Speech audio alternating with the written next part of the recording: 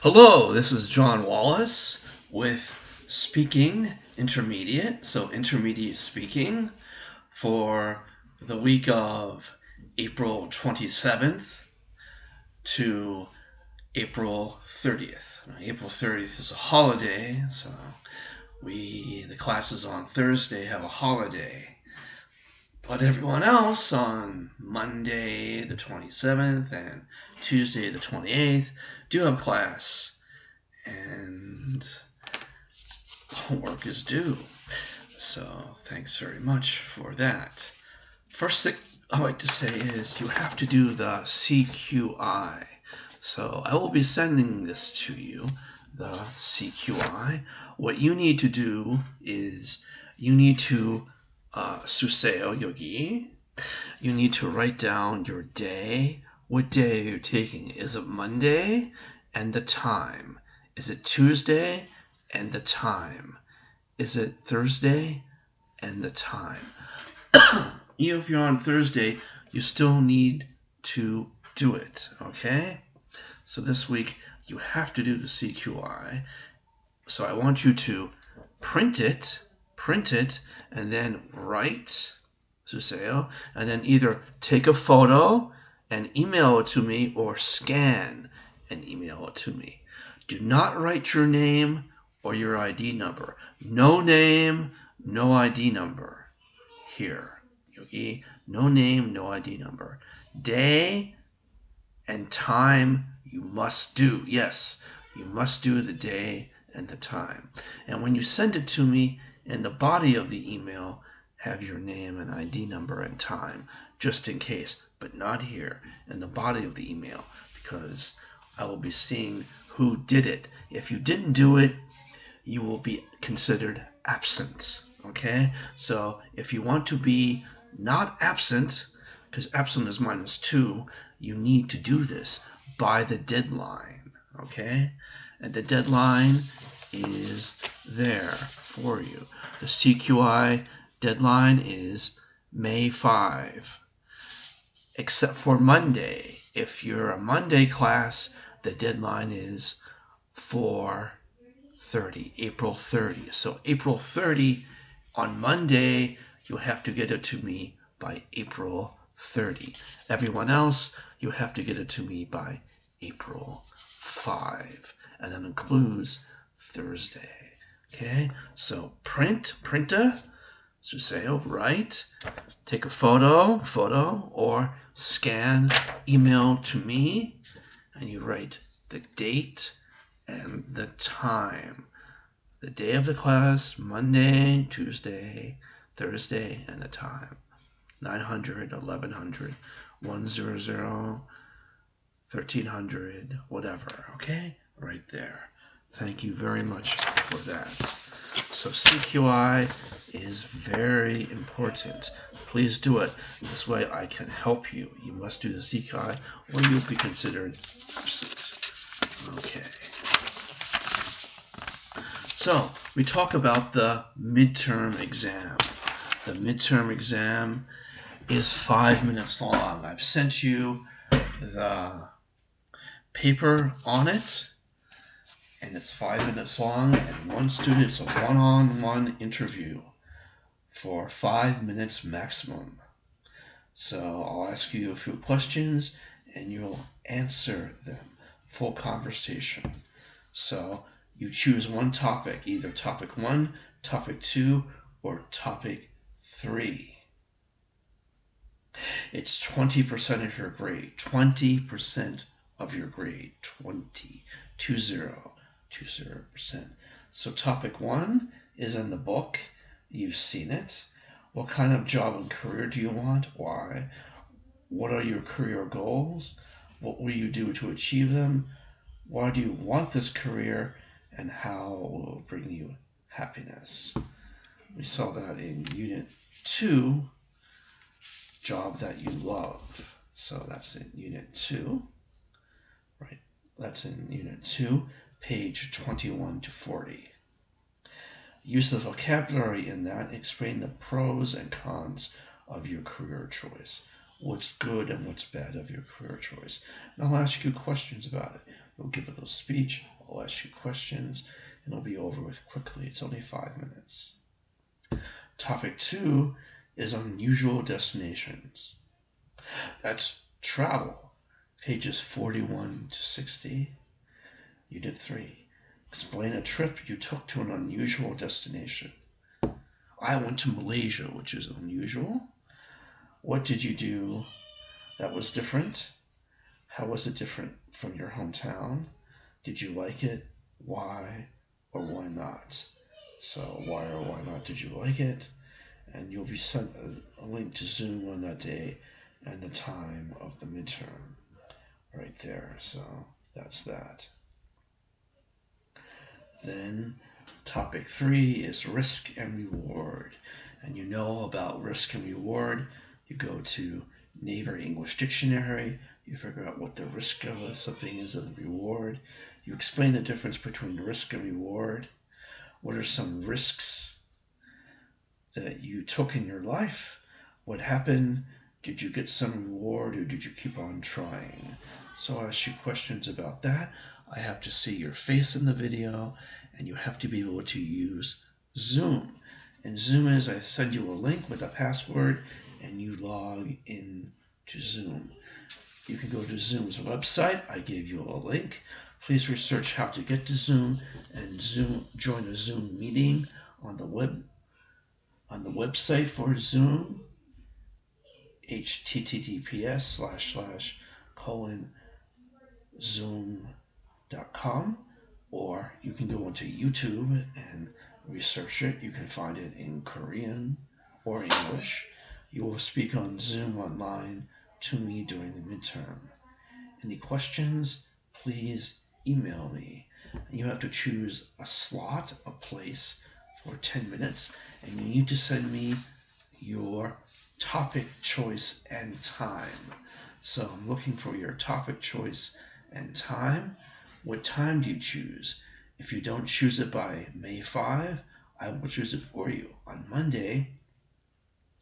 If I don't receive it by April 30, I will choose the time for you. If you're not there, then you lose 20%, which means you get a C. Maximum. There's no way you go to 100%. So that's it. So please choose the topic, and you must choose the time. A 10-minute slot. Okay? And when you email me, please give me your name, ID number, name in English, name in Korean, ID number, and time and day. Time and day. Please don't forget that with every email, you need to send me your name in Korean and English, your ID number, your class day, your class time, and any questions or comments that you have. I'm always interested in improving my class. I want to improve my class. I want to do better. So I need you to send those things to me to help me get through it. That helps me get through it, helps me do a good job, and helps me get through it. So conversation, talking about things, speaking clearly. Again, the midterm rubric, oral quiz scoring sheet. Please print this. This is how I judge it right here. Let's look at the first thing, comprehension. What does comprehension say? Read it. Comprehension is ability to understand questions and respond appropriately. Do you understand my questions? Can you reply on time?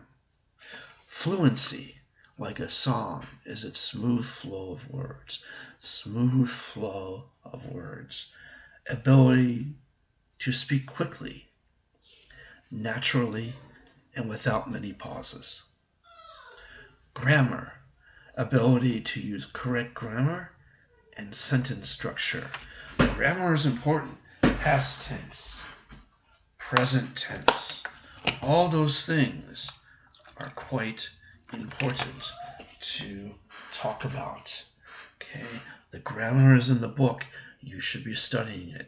You should have a grammar dictionary also, so you can study it. Next one is vocabulary. Ability to understand and use vocabulary words and phrases.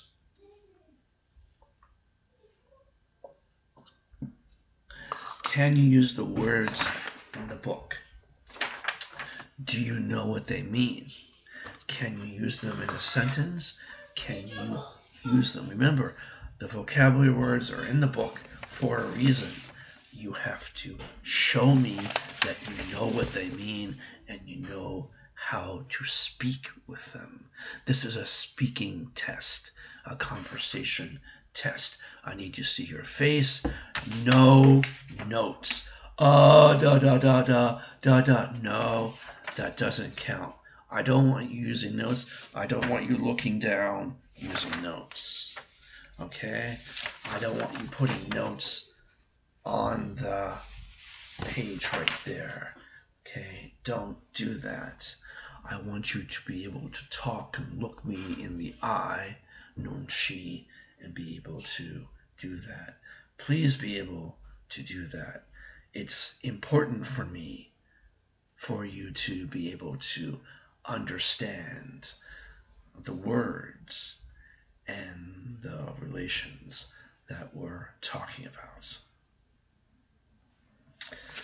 Okay, so that's the oral quiz sheet. That's how it's judged right there. Because there's no final test, you'll be doing some more speaking. Maybe in May, later May, you'll be doing a speech on YouTube for me. And you'll be doing some more things to show that you know how to speak. I may ask you to talk to someone on YouTube. Find someone that you can talk to on YouTube and do it that way. So I see you speak to somebody else. That's okay. So just remember that I'm trying my best to make sure that you understand what speaking is. The smooth flow of conversation and the smooth flow of words.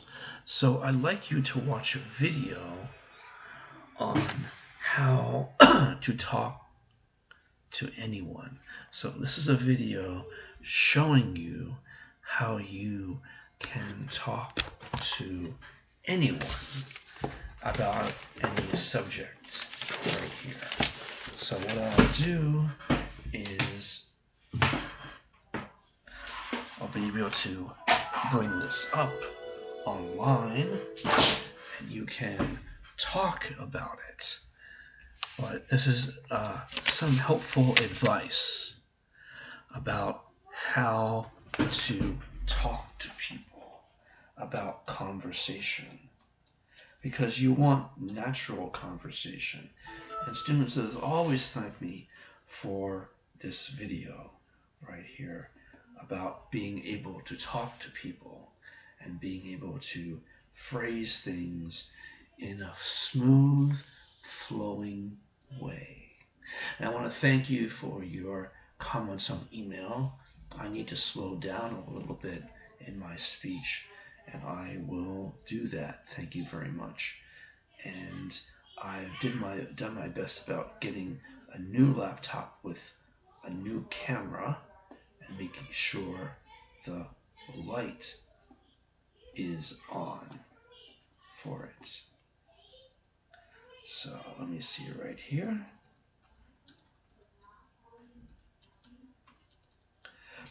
There is one man who's a talk show host named Larry King, and he wrote a book, How to Talk to Anyone, and that is on YouTube. that is on YouTube. It's actually quite a good book to read. If you go on YouTube, you can go How to Talk to Anyone, and Larry King is the man there. So How to Talk with Anyone with Larry King is a better way to have a conversation. But there's this one really good commentator named Vanessa Van Edwards, and she says how to talk with people with ease and confidence in your speech, smiling, good eye contact, good communication between you and them. So let's see what she has to say. Hi there, my name's Chris Americos, and I've been teaching English for the last 11 years, and right now I'm having a free seminar.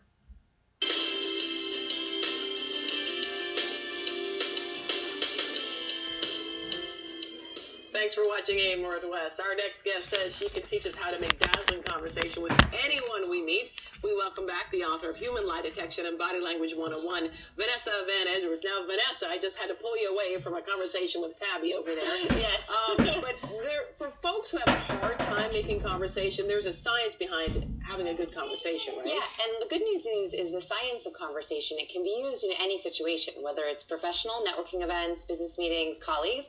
And also, it's the same for social, parties, new friends, meeting in-laws for the first time. Luckily, the science is the same, whether you love conversation or you don't. Okay, so let's talk about the first rule you say is your intention. Yeah, and this is actually the one that we most often forget. So the best conversations and the best conversationalists, they always set the intention for the conversation. And this helps ward against, those awkward lulls or pauses? Yeah. That doesn't happen when you set an intention. So what I want you to think about before you meet someone, before you go to an event, is what do you want to bring from the event? What do you want to bring to the event? So are you there to get new business? Are you there to meet a significant other? Are you there to just have a good time? Are you there to learn something about someone? Just setting that minor intention, I always do it on the car, no matter where I'm going. That helps you guide your conversation. For the next few tips, you'll notice you need to have sort of that guiding drive to know what you want to talk about or ask next. So set your intention before you even show up. That's kind of like a game plan, right? Making sure you have a plan. Exactly. It's setting up your strategy for the night. And again, it could be as simple as, I just want to laugh. I just want to have a good time, because that's going to change the direction of your conversation. Okay, you talk about approach. Yes. So when you think about conversation, you usually think about the first line. But research shows that our first impression doesn't happen when you first hear someone. It happens when you first see someone.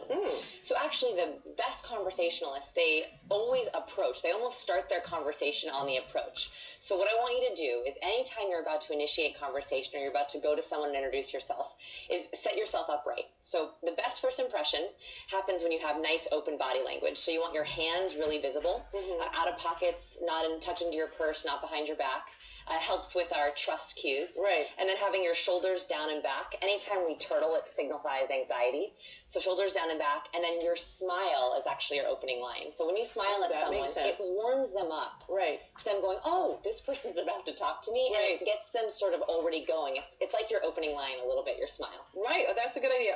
And what would be a good opener? Okay, so everyone asks me, what's a good pickup line? What's a good opening line? There was a huge research experiment that looked at almost every single pickup line, all the different ways we start conversation. Let me guess. Would it be a compliment?